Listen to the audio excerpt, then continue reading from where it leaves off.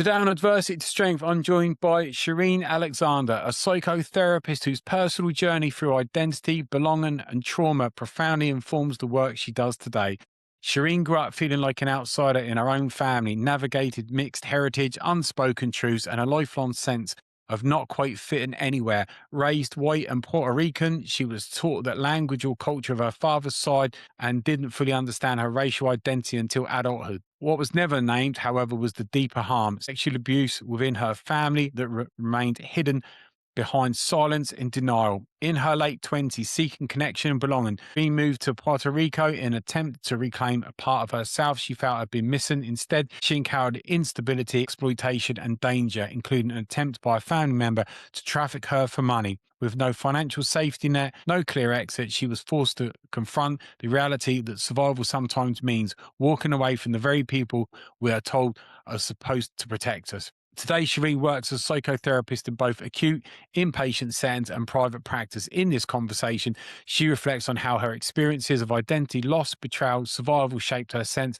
of self, safety, and assertive ways she now lives and works. This is a conversation about truth, trauma, and what it really means to find your people, sometimes by choosing yourself. Shereen, thanks so much for coming on the podcast today. Well, thanks for having me, Lee. Absolute pleasure. Take us back to the beginning. Where did your journey start? So if we go right back to the very beginning, started in a very boring suburban town in Long Island, and I grew up in a very white Italian neighborhood, and I was not even aware that I was mixed race until much later on in life. I just knew that I had one side of the family that was Puerto Rican and one side of the family that was white Jewish. And the divide couldn't have been greater. The chasm between the two sides couldn't have been greater.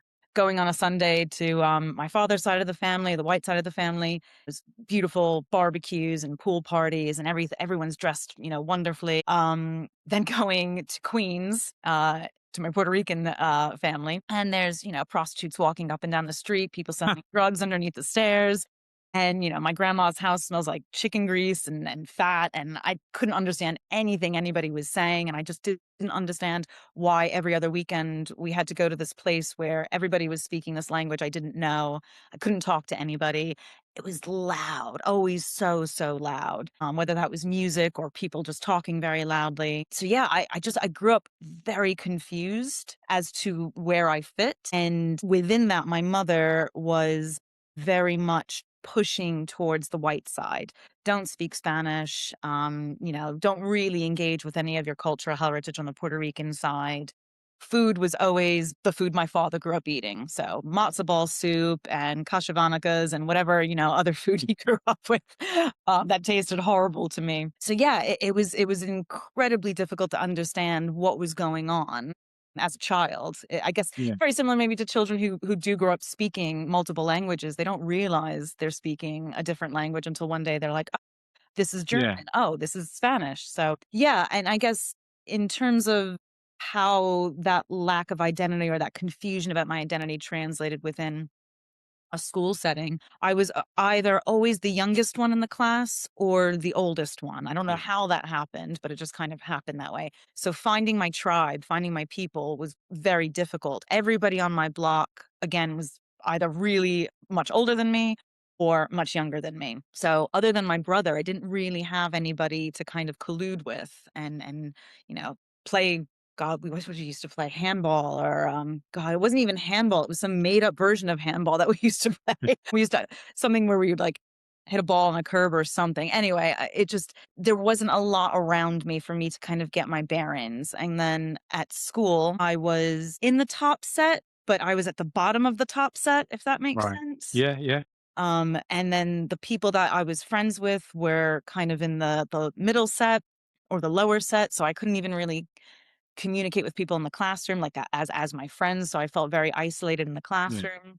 And then, yeah, it wasn't until I was 18 or 17 applying for university, and, I think I mentioned it to you, I'm filling out applications for student loans, and I'm just, like, ticking off, "Yeah, white, white, white," and my dad looks at me, he's just like, "What are you doing?" "No, no, no, tick mixed race, you'll get more money." I was like, "What?"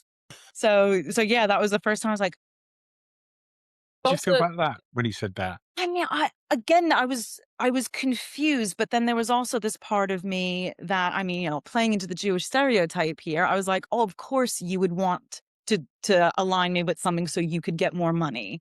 Or of course you'd want to align me with something where you don't have to pay as much. So that was back then at 18, that was kind of my thinking. But then I actually kind of sat with that and I was like, "Wait a minute, no, I actually am mixed race. Weird." And yeah, it made a lot of sense as well, again, keeping that split in my family. When I would go and see my Puerto Rican cousins, my family growing up, they were always really lovely to me. "Oh my God, hi." That was the only word they couldn't say. Most of them didn't speak English, but they were always kind of looking at me like I didn't belong. Right. We're gonna put her in a different room from the rest of the kids because, she's dressed in a nice dress or something like that. It was really strange how I was encouraged to play with my cousins, but also there was a big divide. Yeah, and how old were you at this time? I mean, this was throughout my childhood. I would say that was more maybe when I was anywhere between like 5 to Yeah, 15, around the age of 15 or 16, when I started kind of coming into my own in secondary school, kind of getting over that bullying phase that I think we yeah, all go through. And I had a really lovely core group of friends at school. And then when we would go to visit my family in Queens, I started hanging out with my cousins who were a little bit older than me, and we started hanging out as mates. Like, we'd yeah. go down to the basement and we play music, and I'm sure they were smoking and, doing whatever they were doing. So I started developing more of a relationship with them then. But interesting, most of them got pregnant if they were the girls got pregnant by 15 or 16 on my Puerto Rican side. My male cousins, most of them got somebody pregnant by the time they were 16. So they all had like, a little adult life going on. None of them were going Yeah. to school, or if they were going to school, they weren't going on to further education. And so again, this separated me. So it's like, "What are you doing this week, Shereen?" "Well, I've got to study for, exams." And they were just, off doing their own thing as far away from education as you could get. Th there's so much isolation there through no fault of your own. Just Yeah. literally different circumstances there as well. Obviously, your date of birth, like mine is like at the start of September. So it meant I was always one of the oldest. And if it had been another week, I would have been the youngest in the year above. Mhm. Yeah. But obviously, with the whole mixed race thing, that's kind of isolating in itself there as well. How did you feel when you'd realized that you'd mixed race? Obviously, it doesn't sort of stand out. Most people's probably not going to notice that unless you tell them or even realize it. So how did you feel when you kind of looked in the mirror and went, I am not that it's like, oh, I didn't realize I'm Yeah. this color or whatever, but just the acceptance there and it's something that makes sense. How did you feel then? It didn't make sense for a really long time, and I would actually say it didn't make sense until I moved to England many, many, many years later. At the time, it was just a moniker, it was just a name, it was just a title. It was like, Yeah. "Oh."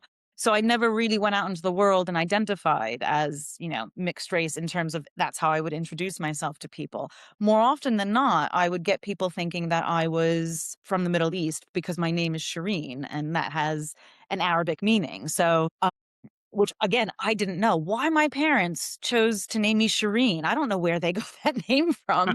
Everybody else in my family has very traditional names. My brother's Yeah. named after my father. All my cousins have, very like, just normal names. Jessica, Michelle, like it's all very, very, you know, standard, I guess. Hmm. And at the time growing up, there were no Shireens. There were no Shireens in my town. There were no Shireens anywhere. I didn't meet another Shireen until I was in my mid 20s, probably. So that was another oddly isolating factor, is like, that nobody has the same name as me. And asking my mom, how did you come up with this name? And she said, "Oh, we just went to the theater one night, and the main character's name was Sharia." It was, I don't know, she was like a heroine.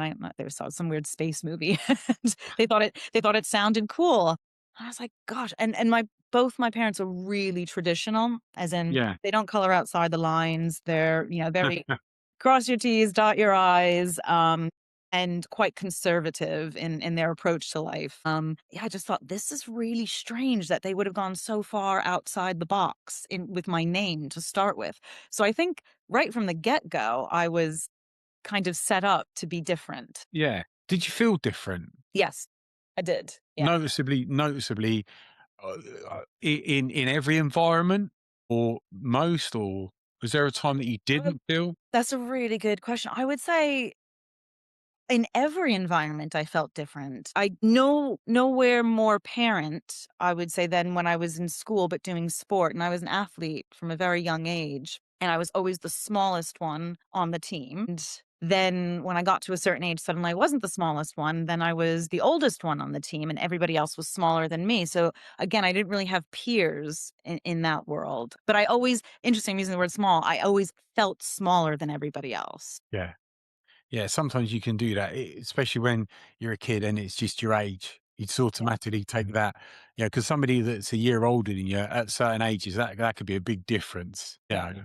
What about when you were like 18, 19, and you'd like figured all of this out?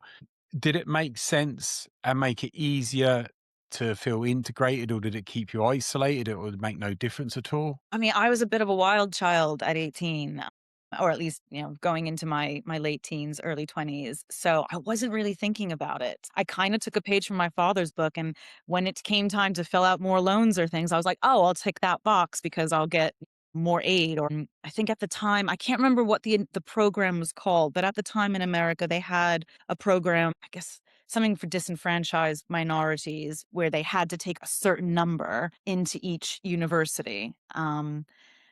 And I think they just scrapped it, by the way, recently, but for love nor money, I can't remember what it was called.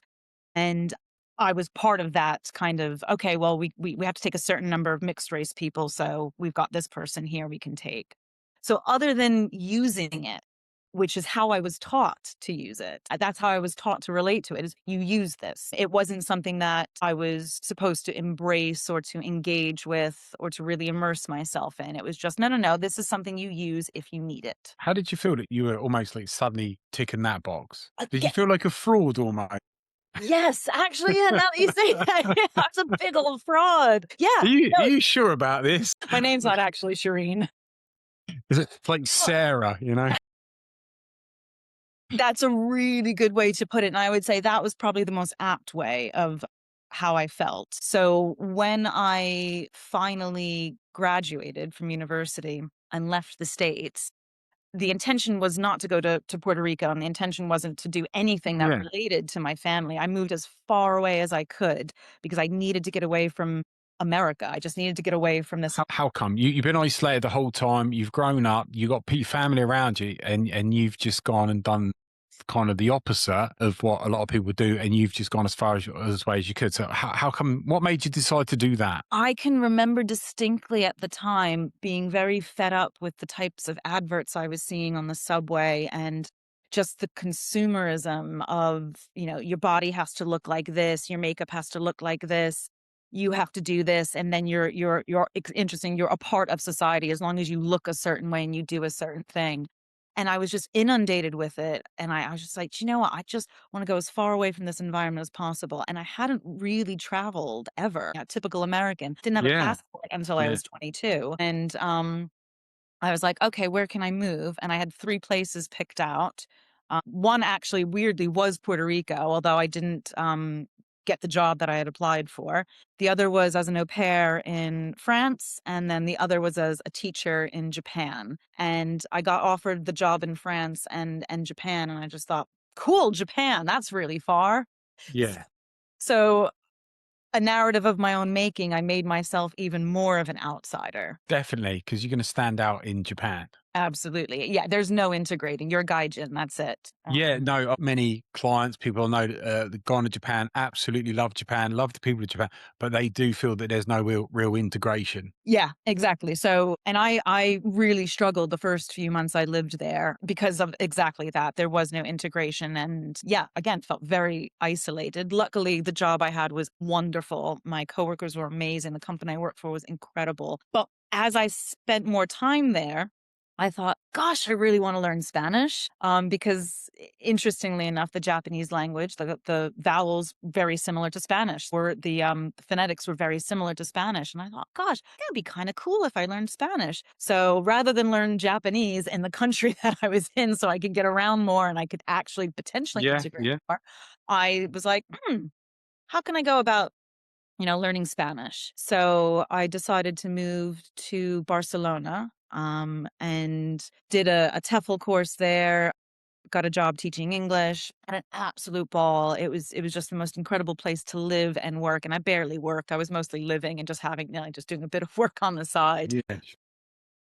And then it got to a point where I was like, "Okay, it's been almost 3 years. Maybe I should try something different." And I just thought, "I haven't really become fluent in Spanish yet, and yeah, maybe Puerto Rico. Maybe it's time to go and explore my roots. Maybe it's time to set down some roots because I'd been traveling, 2 years here, a few months here, a couple Yeah. years there. Maybe now is time to go and set down roots." And I thought, "Why not Puerto Rico?" I spoke with my mother, and she was just chuffed to bits. She was like, "Oh my God, yeah, that's great. We'll help you out, financially." Now, there's obviously a lot more to my story that I'm saying, but the financial side of this is a whole nother story. So, one, I should have never trusted my parents to give me money. That was lesson number one. I knew that. I knew that. But I was just so taken with this idea of moving, Yeah. and they were offering to help. And I was like, okay, cool. And two, the background of my family. So, my extended family, my mom's cousins, my cousins, uncles, there had always been, like I said, or like I'd written to you in the intro, the unspoken kind of there's something not quite right going on. Yeah. They're a bit sleazy. What's happening? So I myself was sexually abused as a child by a cousin. Never told anybody until I got to my late teens, and I have a psychologist in my family, and I was just like, "Is that sexual abuse?" And he was like, yeah, yeah, it is." And so even that I wasn't aware. So there Yeah. was a certain naivety I had about my family and what had gone on. And obviously, no one was, and as is the case with a lot of abuse, no one was speaking about it, Yeah. and if you did mention it, which happened with some of my younger cousins who did make accusations against an uncle or another cousin, they were ignored. So I learned, yeah, no, definitely don't say anything. What's the point? Yeah. So before I had moved to Japan, I had gone to Puerto Rico. Can't remember who I went with, interestingly enough, but I remember being by myself. So maybe I was going to visit a friend who lived in Puerto Rico. And my mom said, "Oh, go stay with your cousin one night." Again, another cousin. Everyone's fucking related in Puerto Rico. So I'd never met this guy before. And he was some well-to-do musician with the Puerto Rican Philharmonic. And so my mom was like, "Oh, yeah, yeah, go stay with him." And in the middle of the night, I remember plotting my escape because I had met him, and through meeting him, he was creepy as fuck. I felt instantly, the spidey senses were tingling. Yeah. You got the sixth sense. You just tell. You just know. Yeah, yeah. And his wife, I remember his wife was in the kitchen, and he had a 5-year-old son who he was trying to put to bed, or the wife was trying to put to bed. And so we're in this tiny studio flat, and he's showing me his violin, and he's showing me how to tune his violin, and I was just like, "You shouldn't be What are you touching me showing me the way then? you're touching me." Like, hands in wrong places, hands not where they're supposed to be, and I just remember looking at the house and kind of scanning it going, "Okay, when he goes to sleep, we're 3 floors up. I'll probably break my ankle, but I can jump off that balcony if he comes into my bed in the middle of the night." So, that was my experience as an adult of meeting some of my family, having already known Venus as a kid. Yeah. So when I got back to the States, my mom and I were driving in the car, and I decided, I was going to tell her how creepy this cousin was. And she says, "Yeah, I've always known that about him." I was like, "I'm sorry, what?" And she said, "Well, yeah, because when I was 15 or 16, there was a dance, and, he was my chaperone because, you couldn't go to a dance by yourself in those days, and he was my chaperone. And I just remember him touching me very inappropriately and just being really, just really inappropriate." And I was like, "You sent me to stay with this person. What the actual fuck?" Yeah. But again, so that's when I started realizing, along with an understandable amount of anger towards my mother, I didn't bear her ill will because, like me, nobody talked about it. So how was she to know what to do with that and who Yeah. to go to and what support could have been offered to her? So I was like, okay, there's something really fucked up here. Having all of this information, don't trust my parents with money, and my Puerto Rican family is fucked up, I decided to move to Puerto Rico. Why not? You know what? It can't get any worse. Got to get better at some, mate. The law of averages. Let's go there. It's tropical, man. That was it. I just wanted to be warm. Yeah. So, So once again, another cousin comes out of the woodwork. Oh, she can stay in my flat. So my mom arranges everything because this cousin doesn't speak much English, and I move into her flat. I don't move into the flat with my cousin. My cousin had a flat that she was renting out. So I move in and I need a job. So this cousin sets me up with a teaching job. And by sets me up, I mean she brought me to the interviews where she bribed somebody to pass the test that you have to take to become a teacher in Puerto Rico. And then she decided what job I was going to get. So I didn't really have a choice. I would have chosen something much different, or I would have chosen a school that was closer to where I was living. But she was like, nope, you're going to do this and you're going to do it because they pay more. And I was like, pay in Puerto Rico is shit anyway, which again, I didn't know. I didn't know I needed a car because you can't get around in Puerto Rico. There's no public transport to speak of. And I still didn't speak Spanish fluently. And the Spanish that I did speak was Castellano Spanish. Yeah. So half the people I was speaking to had no fucking clue what I was saying. Yeah. Yeah. Yeah. So I was kind of starting from scratch again. So I get this job and it is paying something ridiculous. I don't know, maybe I think I maybe had $500 a month I was making, Right. and my rent was $900 a month. Yeah. So I was very like, okay, I need to do something about this. So about 3 months in, I decided I needed to have a lodger living with me, a flatmate. Went through Craigslist and found somebody, really lovely girl, going to uni, set everything up beautifully. Told my cousin, I was like, hey, I've got this girl's ready to move in. And my cousin just flipped. She's like, absolutely not. Like, what do you mean? It's a 2-bedroom apartment. If you want your rent, I need to get somebody in. Otherwise, I need to move out. I can't afford to live here. Call your mom. So the other part of this story is the Puerto Rican side of my family looked at my mom very differently than all of her siblings. She had about 7 siblings, I think. Yeah. She was the youngest, and she was the only one that married outside the race. She was the only one that married a white person. Everybody else married another Puerto Rican. So she was actually the only one who ever got out of just living above the poverty line. Yeah. She So got there. exactly. So in their minds, she was a millionaire. So she says, call your mom. And I said, well, my mom doesn't have any money. This is the part of the story where my parents had promised me money. They had gone into financial difficulty pretty severely. I didn't know the ins and outs because I wasn't living in New York, obviously. But when it came time for me to ask them for financial support, which at this point I did need, they said, oh my God, there's no money. There's nothing. We can't help you. So that's why I was looking for a lodger. That's why I was trying to find a way to be able to pay my cousin the rent. So my cousin's up in arms, call your mom. I was like, no, not going to do that. They don't have the money. We need to figure this out, amongst ourselves. And she said, well, you can't have anybody else living with you. That wasn't the arrangement. Anyway, a lot of toing and froing. And then she decides to take me out one day to a local bar, and we're hanging out, drinking some beers. Again, I'm a stranger in a strange land still. Everyone's speaking Puerto Rican Spanish, and I'm just kind of like, la la la, drinking my beer. And she sits this small guy with a baseball cap next to me. He's missing a few teeth. One eye is going in one direction and the other. So I didn't know which eye to look at. And I was just like, hi. And she starts saying, oh, this is my friend. This is my friend. You're going to love him. You're going to love him. This is my friend. You guys will get on so great. He was probably in his early 50s. And at this point, I was 28, maybe. Perfect match. Match made in heaven. So he's sitting there and he's kind of what I assume is chatting me up because I didn't understand much of what he was saying. And then she pulls me to the side and she says, he's a good guy. He's a really good guy. You go with him. You go with him. And I said, like right now? No, I want to go home. I'm not going anywhere with him.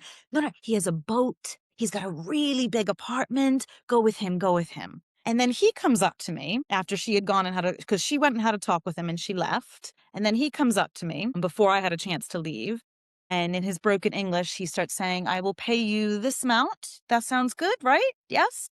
Pay you this amount and you come live with me. Yes. I was like, what? What are you? And that was when I was like, holy shit.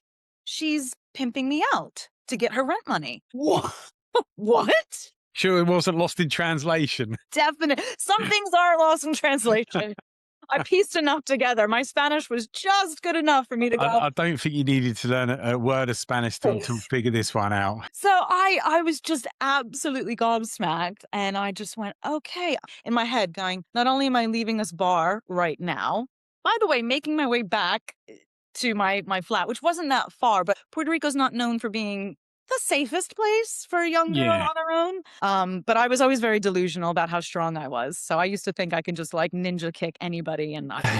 So I made it back to my apartment and I decided I'm leaving like Definitely. that day. Straight away? Straight away, I called a friend who I had met in university who happened to be living in Puerto Rico. And I called her up in tears and I said, I'm in the shit. I need to leave and I need to leave right now. I've got nowhere to go, making no money. I've got no car. I'm in the sticks in Puerto Rico. I wasn't living in San Juan, but my friend did live in San Juan, which is the capital. And she was like, oh my God, yeah, absolutely. Come over. We'll figure something out. And turns out she had a spare room in her house and it was a godsend. She literally saved me in so many different ways. Let me borrow her car so I could get to work. And I ended up living with her for the remaining 7 months that I was in Puerto Rico. What about the cousin? Because you're disappearing there, and then sort of like as you got your suitcase to throw it in the car, you see like you're dropping your socks as you're just getting in to dive and drive off with your feet hanging out. You know what happened with her then? Did she like where you going sort of thing,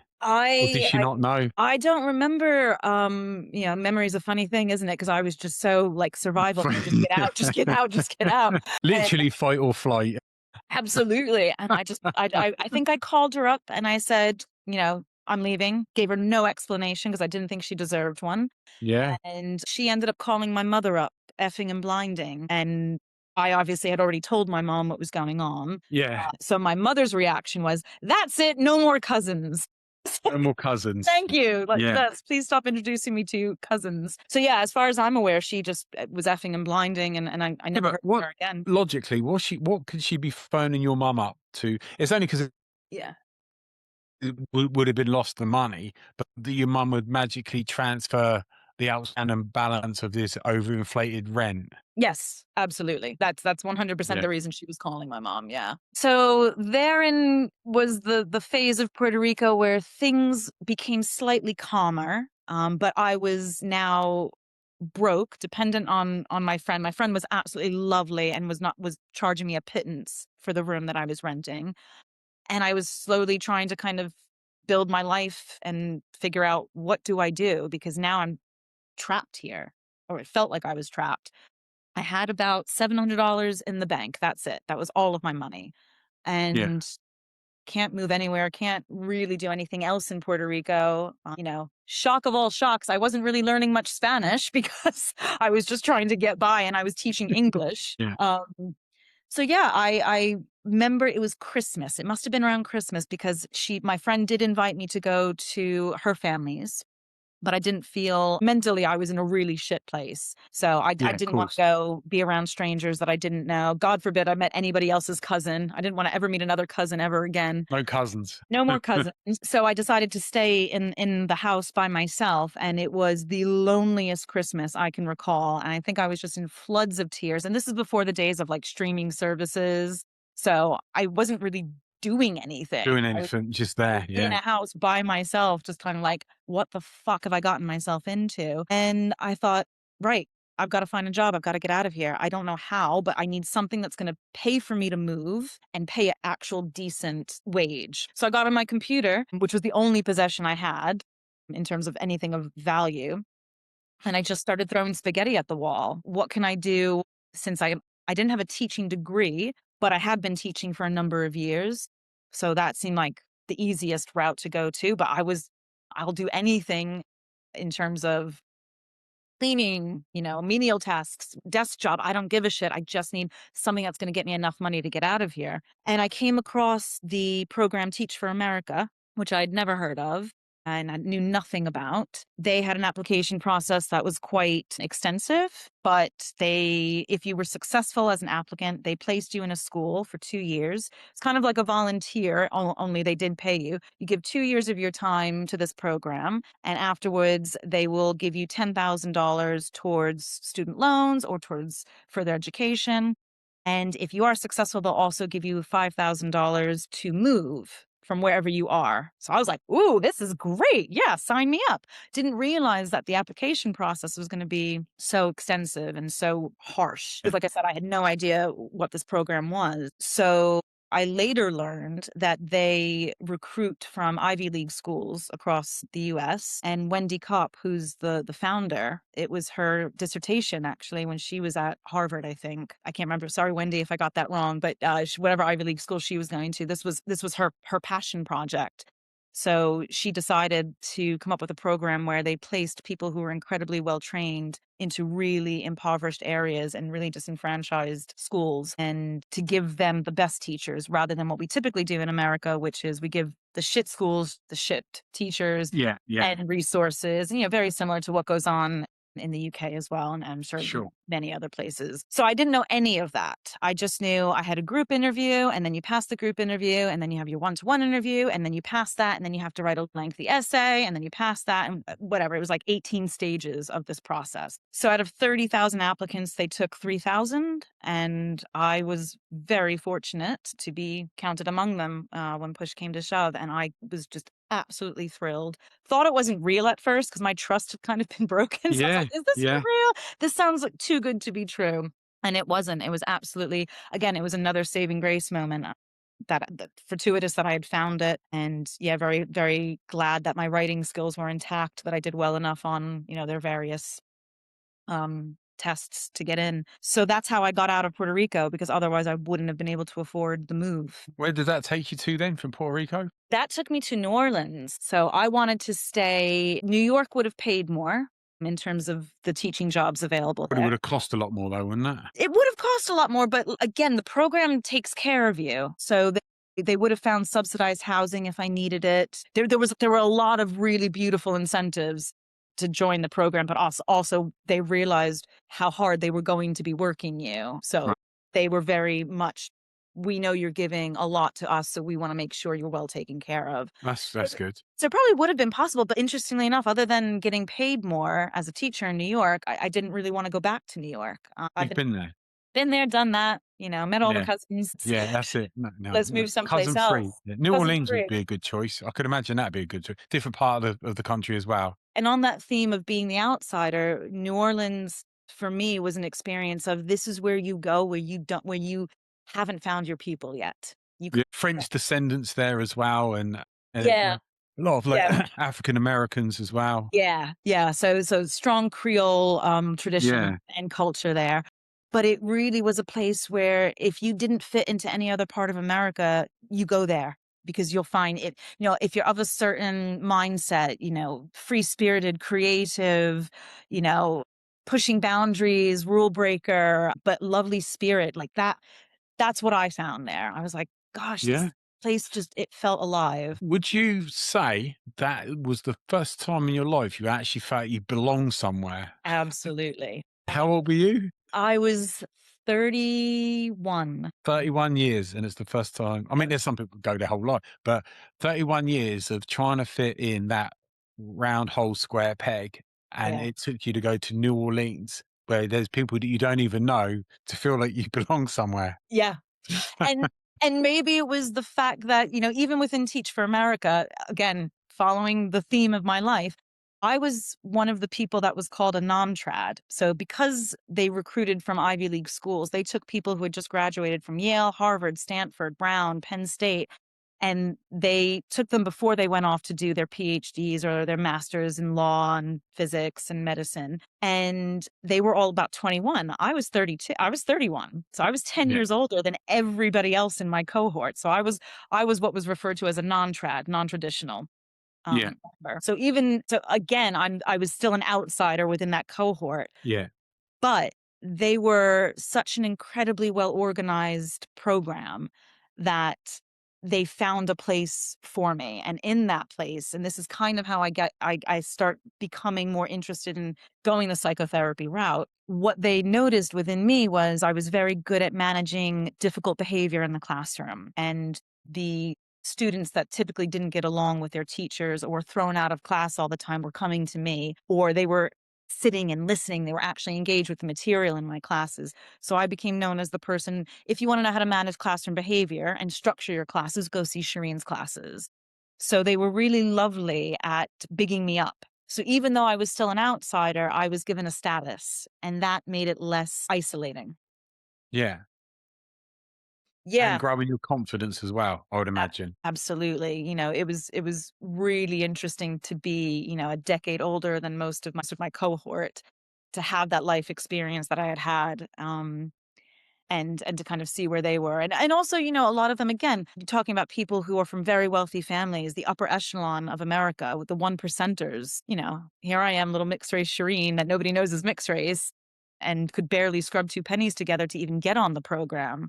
Yeah, So yeah, New Orleans was just, I can't emphasize enough how much that felt like a warm blanket wrapped around me. yeah. And I And how long were you at New Orleans for? so I was there for 2 years, but I would have absolutely made it my home base had I not married and moved to England. Right. So that's when. So where is it you met your husband to be then? So I met my husband when I was living in Barcelona, so that would have been about 3 years earlier, and we had been kind of on again, off again, long distance, but it was never serious. We actually were never boyfriend and girlfriend. We Right. skipped that phase because we'd known each other for so long, and then it was like, well, gosh, he's persistent, and he just always said, "I'll wait for you. Stop moving further away from Europe. Come on." So yeah, he really wanted me to come back to Europe, and I said, "No, I really like it here." And Yeah, anyways, yeah, because you've we got like, so at the time you've got like a guy that you've not been in a relationship with, kind of just friends or whatever, and you found the first place you felt home and belong. So that, to give that up, that must have took a lot of thinking. Do you think? well, interesting. It coincided with this period of, okay, well, 2 years is coming up. So the contract Of to course, the get contract. teach Yeah, in yeah, America was 2 years. So I was a year into it. So I knew I was gonna stay for another year, but I didn't really know what I was gonna do after that. I hadn't really thought that far ahead. And, here's this man saying, "Hey, come move to England. Let's make a go of it." And I was like, "Okay, well, I don't know, yeah, I don't know where else I didn't know what I was gonna do after the 2 years, so fine, I'll do that." So there wasn't a lot of like, "This is my career, this is my life." It was just kind of like, yeah, yeah, that makes sense because I've been moving every 2 or 3 years, so this makes sense, so why not? But I hadn't realized how difficult it would be to leave this place that yeah. felt so welcoming, and I absolutely adored it, and I was also at that time found capoeira. I don't know if you've heard of it. Mm. What's that? So it's a Brazilian martial art, and it's disguised as dance, but it's a martial art. So Right. it born from Brazil, where slaves had to hide the fact that they were learning a martial art from their masters. So All right. it's song and dance, and you play rather than spar, if that makes sense. And within that Yeah. community, I found another group that welcomed me, and I became quite good at it and would perform, at street festivals with the group. And again, they became a second family, if you will. But yeah, it was really hard to say goodbye to that, but I had a plan. And so I thought, actually, what's really important right now is that I have a plan. And I thought, I've been teaching long enough. I'm done with teaching. It's been a really hard couple of years, really rewarding, but really, really hard. So let me fuck off and do something else. Do And you think you, yeah. when it come to the 2.5 years, it'd been brilliant, but do you think you'd gone as far as you could go with it? No, Would you? no, No. no, I definitely had more in the tank. More in the tank. Yeah. And the priority at that point was I wanted to stop dating. I was kind of like, I've been dating forever, and this and that. And my husband as well was also like, been there, done that, I want something different. I was like, gosh, yeah, me too. And so we found ourselves on the same page Yeah. regarding dating. And that at the time for me was actually, yeah, maybe I'm not setting down roots here. Maybe it's in another country again. So once again, uproot myself, transplant myself to a completely different country. Yeah. And how did you find that settling into the UK then? Absolutely awful. It was harder than Japan, harder than South Korea, harder than Spain, harder than Puerto Rico. It was and I say harder than Puerto Rico. It was harder than Puerto Rico because with Puerto Rico, I kind of, like I said, I had that gut sense. I knew that it was going to be tricky. Yeah. So it wasn't that much of a surprise that it ended up pear shaped. But England, I thought, I already speak English. That's the start. There we go. What else could there be? Already ahead of the curve. So So it should be fine. And it was actually a lot harder.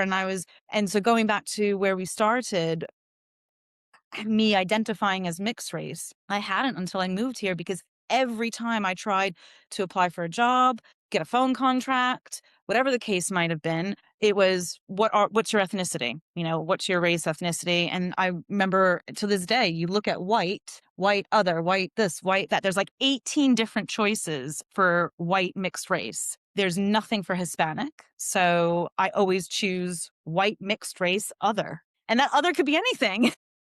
Yeah. That was when I started realizing, oh gosh, no, I am mixed race and I don't fit into these boxes that have been laid out. And the other difficulty with coming here then was it seemed everybody had a box that they wanted you to fit in. I was American. That was it. Shireen, American. And so they would hear my accent and, because I was from New York, but I wasn't speaking with a New York accent. That's really weird. You're supposed to be from America. How come you're not speaking like that? Yeah. Or you're speaking too much like an American. And so I again found myself very isolated. And I think I said to you when we were speaking last week, I was in zone 4. I didn't know London had zones. I just thought it was London.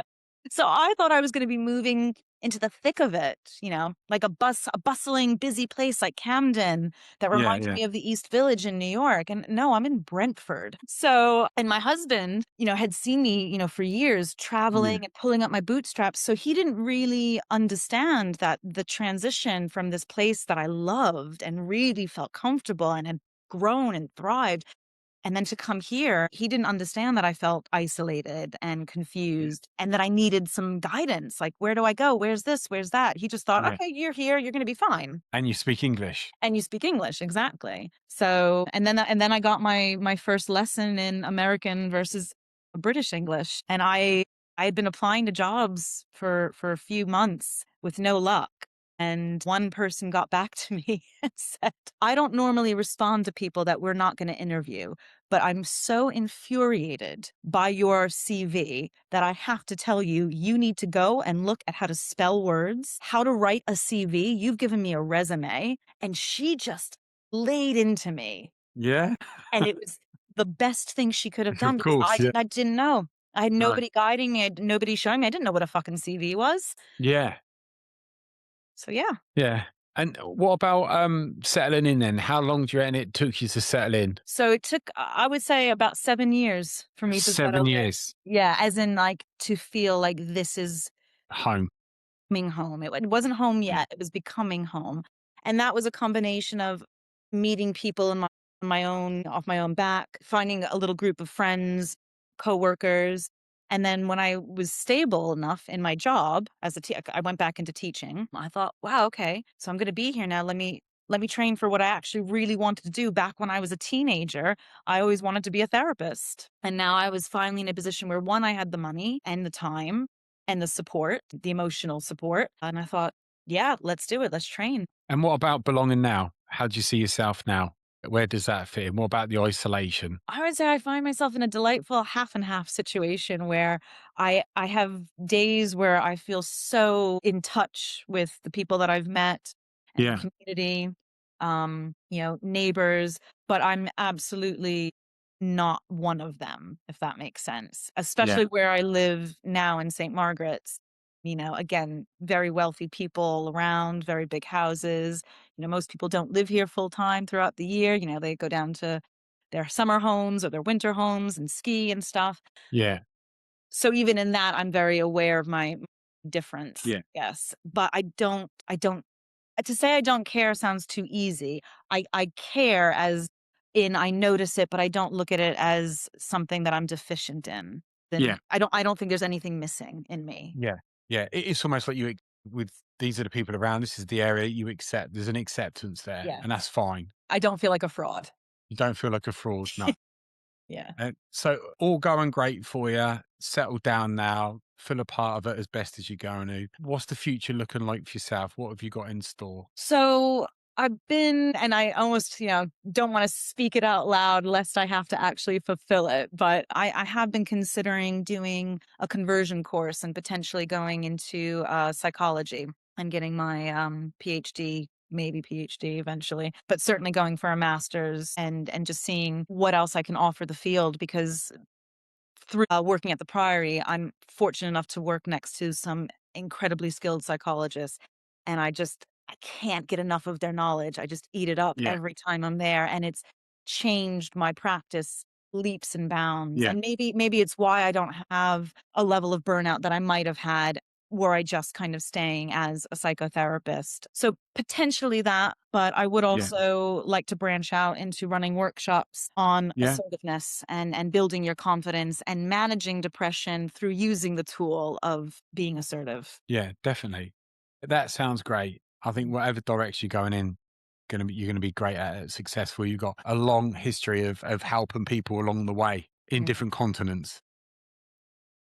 Actually, thanks, Lee. I do. That's a good one for the CV there as well. Helping people across different continents. You just gave me my tagline. There you go. You're welcome. I'll only take 25%.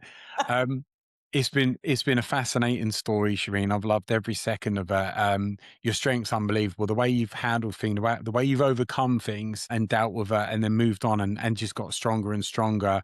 And the adversity that you've come across, even when you thought it's going to get easier, you think that after Puerto Rico, then going to the UK, well, it's going to be easy now. And the fact that there's a lot there, and it took you 7 years to kind of get to where you felt comfortable there as well. So that's a lot of strength and determination there. But thank you so much for coming on the podcast. It's been absolutely brilliant. Thank you so much for inviting me. It's been a real, yeah, really lovely experience. I really appreciate it. Oh, thank you so much. Thank you.